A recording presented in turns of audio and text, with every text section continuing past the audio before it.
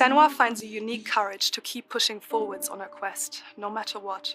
She sees the world differently to those around her and faces challenges others would avoid.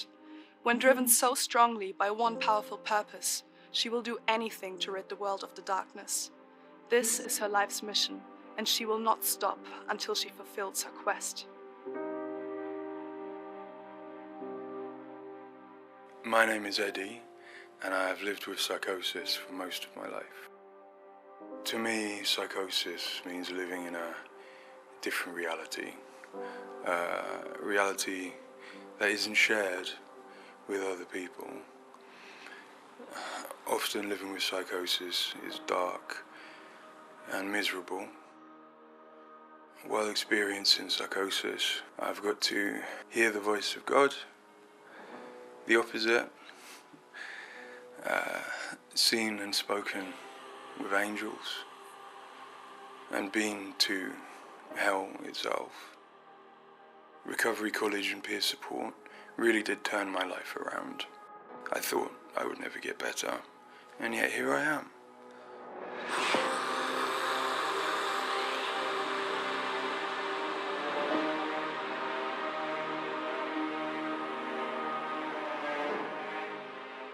The things that Senua experiences in HellBlade are very similar to some of my own experiences. She lives in a reality that other people might find hard to understand. She sees significance in symbols, in meeting people, in all sorts of things that are going on around her.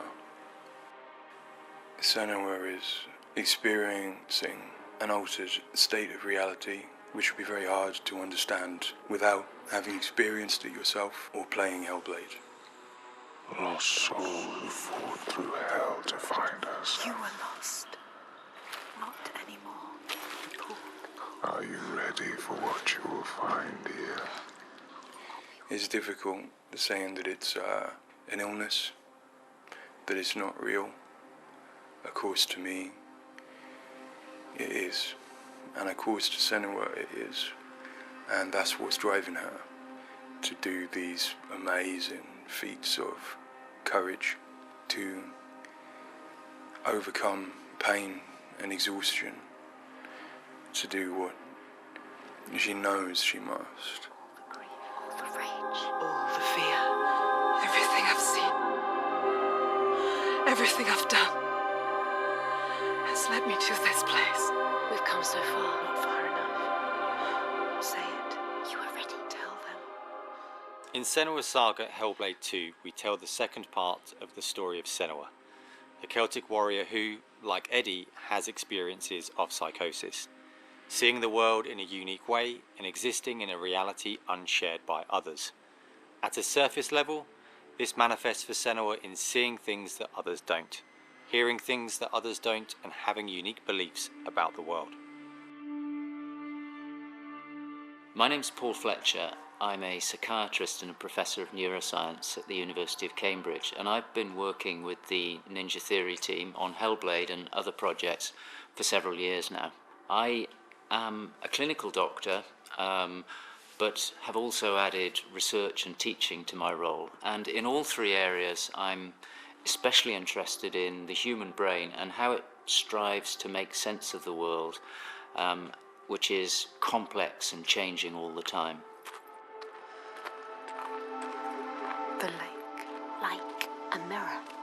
You can see the reflection. Senua, like many people, experiences psychosis. Now, psychosis is not a diagnosis, although it is associated with a number of medical and psychiatric conditions. But ultimately, it's a loose description of a shift in one's experience of reality. What are you doing? Screams of the dead. There's something here. They are not. I need to find out what it is. They are. A person with psychosis might experience changes in their perceptions and their beliefs. For example, they might see or hear things that other people can't. and they might come to believe things that are quite uncharacteristic for them. For example, they might feel that somebody, perhaps somebody even very close to them, is intent on trying to harm them. Now, it's very important to remember that this is not just a vague feeling or an imagination. To the person, it feels like their reality, just as everything around me feels like my reality to me. I, like many people, feel that in order to even begin to understand psychosis, we have to start with thinking about how the brain works in general, how it makes sense of the world around it. And when we do that, we're repeatedly confronted with evidence that actually it doesn't just rely on the evidence of our senses, but it actually relies on what it already knows, on its predictions, its anticipations, and its expectations. Your voices. Now that might seem like a defect. After all, why would we want to rely on what we already know rather than what the world is telling us? But if we did act simply as passive receivers, we would be completely swamped. We'd be like a newborn infant trying to make sense of the colours and shapes without any way of having a framework to try and understand those colours and shapes. Our senses are bombarded with information from the world that's rapid, it's intensive, it is noisy, ambiguous, unreliable. And if we were to try and make sense of that without imposing patterns and expectations, then it would be like trying to assemble a multi-dimensional jigsaw without knowing what the picture was on the box. Look, go towards it. Many of us think that the brain ultimately is an organ that makes predictions. It craves patterns and associations in order to make sense of the world. And without that, we are confronted with a feeling of uncertainty, of anxiety, of distress, even of fear. They're calling. Something is drawing ahead. Where do these predictions come from? Many of them are actually embedded in the structure of our brain, probably wired there by evolution. Many of them come from our earliest experiences as babies, trying to make sense of this new world that we're born into. Many come from our early childhood experiences, from what we learn from others and how we interact with others, from our parents, our teachers, our friends.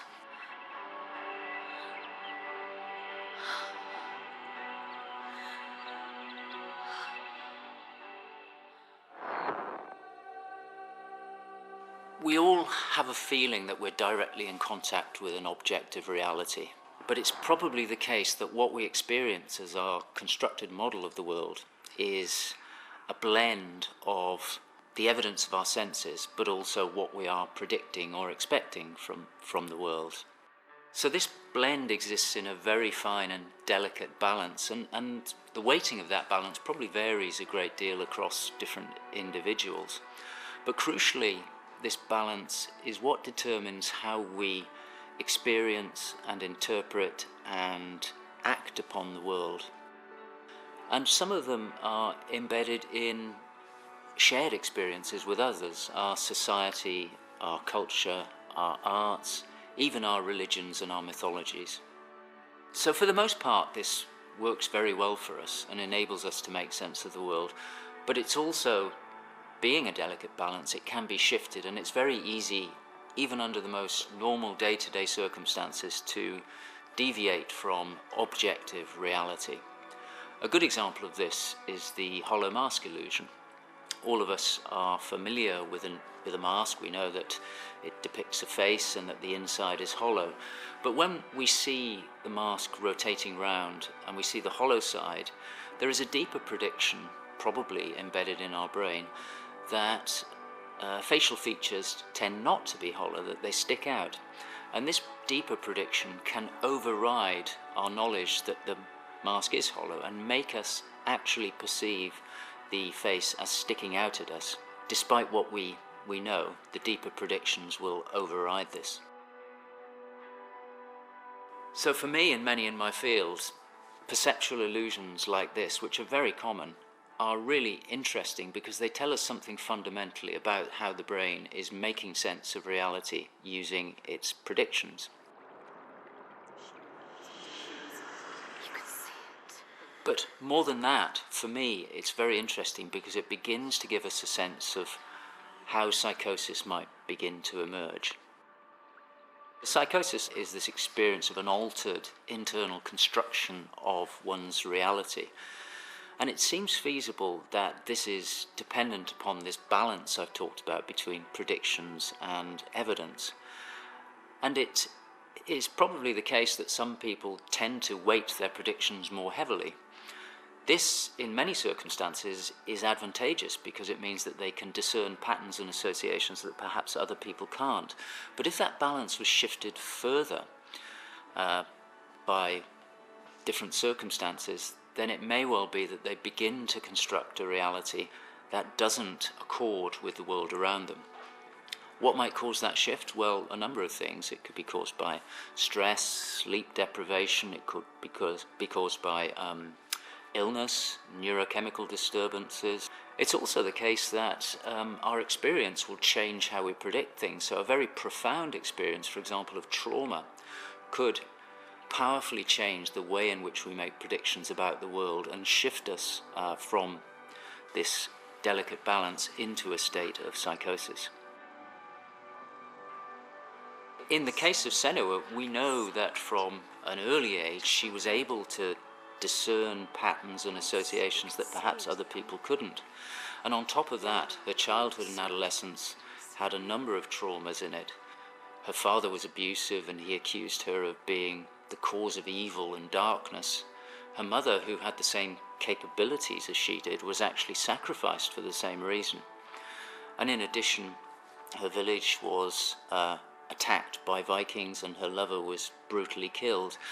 And it's possible that all of these traumas would act on her natural tendencies to topple her into this psychotic experience that is depicted in HellBlade. With every defeat, the dark rot will grow and soon it will take her soul.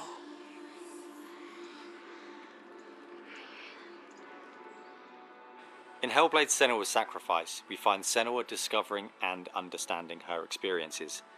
They're relatively new to her, and the pain and torment feels at its most acute. Having travelled to a new place, with a mind full of her trauma and Druth's stories of the Vikings, she embarks on a journey of coming to terms with what has happened in her life. Ultimately, rather than finding the unachievable certainty of rescuing Dillion, she achieves certainty in the realization that Dillion is gone forever. She learns to accept his death, and in turn, her experiences of psychosis. Even in darkness, the wonder and the beauty of this world never leaves us. It is always there, waiting to... In Senua's Saga, we find Senua at a different place on her physical and mental journey. Empowered with the sense that she has overcome her own darkness, she's now compelled to follow a new quest, to save her people from that same darkness. You smell their fear. No death. He's here. Death is coming. Look at the bones. Death is coming for Look at the you. bones. That's going to be you. That's going to be everyone. In Sacrifice, Senua's psychosis is acute and all-consuming. She is preoccupied and absorbed by her experiences. To some extent, she is enveloped and enslaved by the darkness. She cannot ignore her voices and visions. She's totally committed to the quest within her altered reality. In Saga, to absorb the darkness, she cannot ignore her voices and visions. She's totally committed to the quest within her altered reality. In Saga, there has been some resolution to this. There's no miracle recovery. She still experiences the voices and visions. She still has a changed reality. But the balance of power has shifted. She is the one who is able to be in control. She's able to resist and challenge the voices. She's able to make decisions that much more clearly reflect her own goals. I see through your lies, and I will show them how to see as I do. I will not appease your gods. I will destroy them. And in addition, in Saga, she is able to encompass the reality of others. She sees them for the constructions that they are, and she is able to interact with them. And I think that's a very powerful change and a very important area to explore. They have lost everything. In Saga, we've had the opportunity to explore the next phase of Senua's mental health journey. One where she's come to a place of understanding, but where she and us as creators have new challenges to overcome. Where Senua's belief system will clash with that of others. Her experiences will play out in the presence of people who don't share her perspective. And where she feels a new sense of power in being chosen for the quest, but also a new weakness, bowing underneath the weight of responsibility that sits on her shoulders. Wait.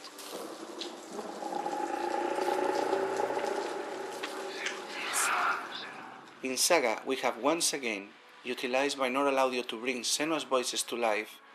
Her furies still travel with her, but their tone has changed this time. She continues to be haunted by her father, and she starts to feel the audio presence of Icelandic myth infecting her mind. That scream, that voice. Something dark, Senua. You need to go up there. Don't let them see you coming. You need to find out. Don't let the monsters find you. You can do this, Senua.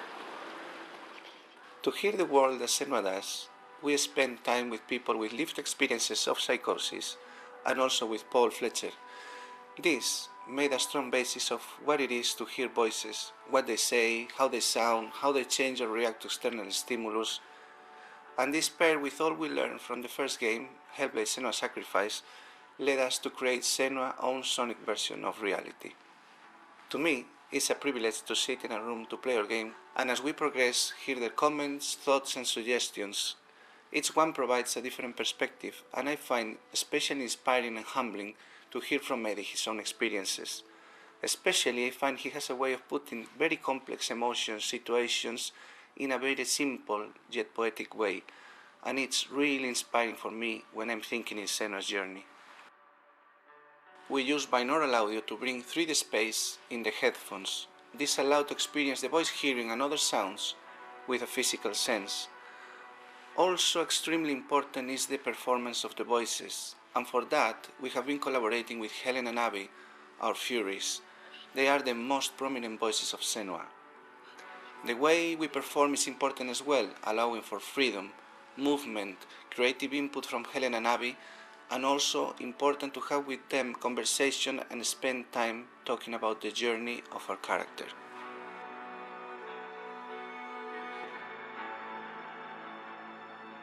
There is a lot of time gone into experimentation, so every sound in the game is connected in some way with the emotion that Senua is experiencing as she travels through Iceland, from the sounds of the nature to some of the musical moments. What's a sign? Beyond of its uniqueness or not, I find that for me, something extremely important is to create a connection beyond the game. So in understanding Senua's own reality and going on a journey with her, I hope our players will understand better how people experience reality different, and in doing so, I feel we break those walls that keep us distant and lonely. My brothers used to come here to practice fighting. Sneak out. Follow them. For Saga, in order to bring Senua's experiences of hallucinations to life, it was very important for us to listen to people's real lived experiences. It was then a case of thinking about how Senua's world and reality might look when faced with these types of examples. This would have been impossible without Paul Fletcher and amazing people like Eddie and Kathy, who've been so open and honest about what they have been and do go through on a day-to-day basis. I think it takes real strength to be able to talk about such personal things to a new group of people. On the visual side, we have lent into things like repeating fractal geometry shapes, cymatic patterns, with lighting and post-processing changes to all help reflect the current feelings of Senua. And hopefully, when combined with the audio and gameplay, the player will get a sense of what we are aiming to achieve. Dying right before your eyes, just like before. No, this cannot happen again. You couldn't do anything. We have to stop it happening. Face it. You need to face it. Focus. You need to look at it. In Sacrifice, we saw a story of Senua's suffering at the hands of her experiences. In Saga, we're telling a more nuanced story of the next step on her journey. One where she has found a greater balance, but where her experiences are just as strong. Where rather than being a victim to her experiences of psychosis, she is driven by them, on a path that only she sees. Bringing sin with you. The gods cannot be killed. One thing that I find very exciting in Saga is that there's an attempt to explore something that is really neglected in my field, which is the experience of a dual reality that some people have. People who have had Senua's types of experience have spoken to me about this, feeling that they have their own reality, but they also recognize the reality that others experience, and it can be very confusing, it can be disorientating. And it's exciting to me that the game contains an explicit attempt to portray this experience of dual realities, and I think it'll be very interesting to see how people respond to that. It's amazing what has been done and what's been portrayed. I think it's really difficult to turn words into what other people might be seeing, but I think I'm always blown away by what Ninja Theory come up with for their games, and I'm really stunned at the quality of the things that she sees and the sounds of the voices that she has. I think they're pretty realistic. She's getting closer. Yes, she can feel it. I hope that the game will help people who maybe don't understand psychosis or don't know very much about it to start with. I think by experiencing some of what they will do in the game, I think it brings to life a little bit of what it's like to have psychosis, and I think hopefully people will learn from it. Now I'm working as a peer support worker, and what that means is that in my case, in the job that I have in my role, it means that I go to see my people, to see my peers. We talk about how things have been.